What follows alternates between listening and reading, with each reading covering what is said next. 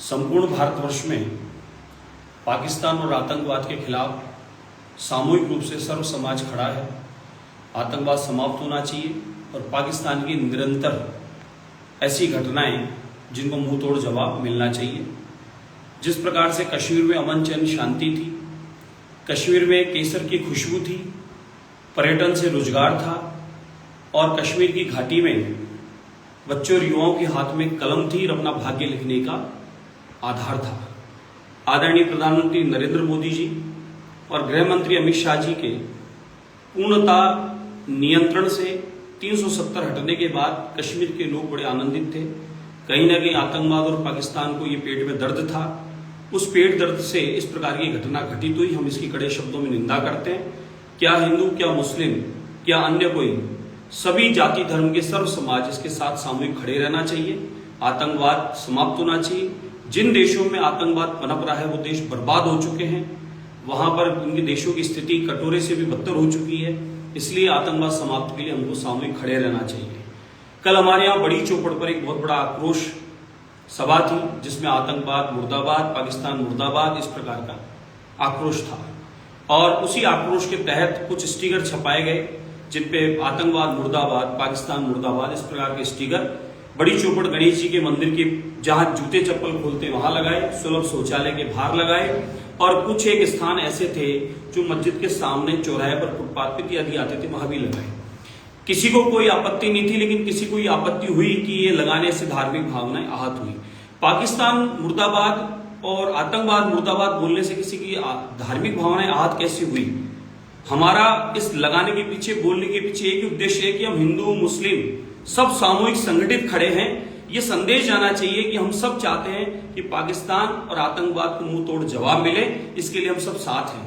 और जब मंदिर के बाहर लगाई सीढ़ी पर तो आपत्ति नहीं है, तो मस्जिद के सामने लगाने पर भी आपत्ति नहीं होनी चाहिए।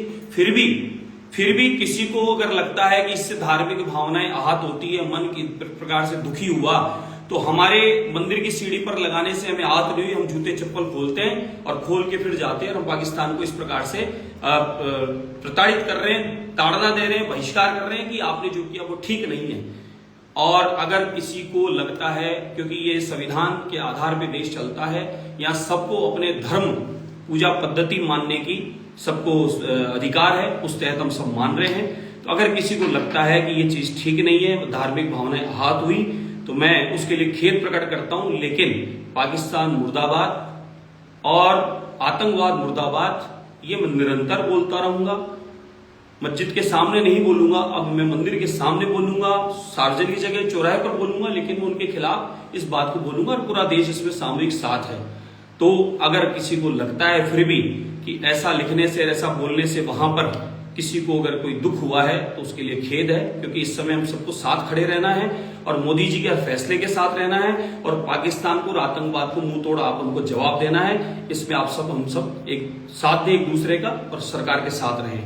दूसरा, किन्हीं ने कहा है कि बाजार बंद करें, जयपुर बंद करें, ये बंद करें, हिंदुस्तान, किसी को कुछ बंद नहीं करना। आपके मेरे व्यापार बंद करने से किसको फायदा होना है? नुकसान सरकार को होना है, नुकसान व्यापारी को होना है। हम क्यों बंद करेंगे अपना व्यापार? हम अपना कोई व्यापार बंद नहीं करेंगे, हमें कोई जयपुर बंद नहीं करेंगे।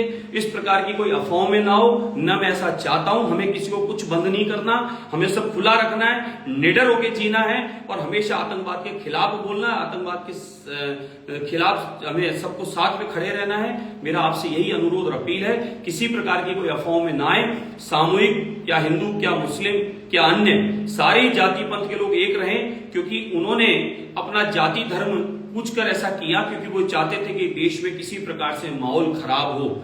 यहाँ ये षड्यंत्र रचने की साजिश थी आतंकवादियों की। इसलिए आपको, हमको षड्यंत्र को समझना है और सबको एक आवाज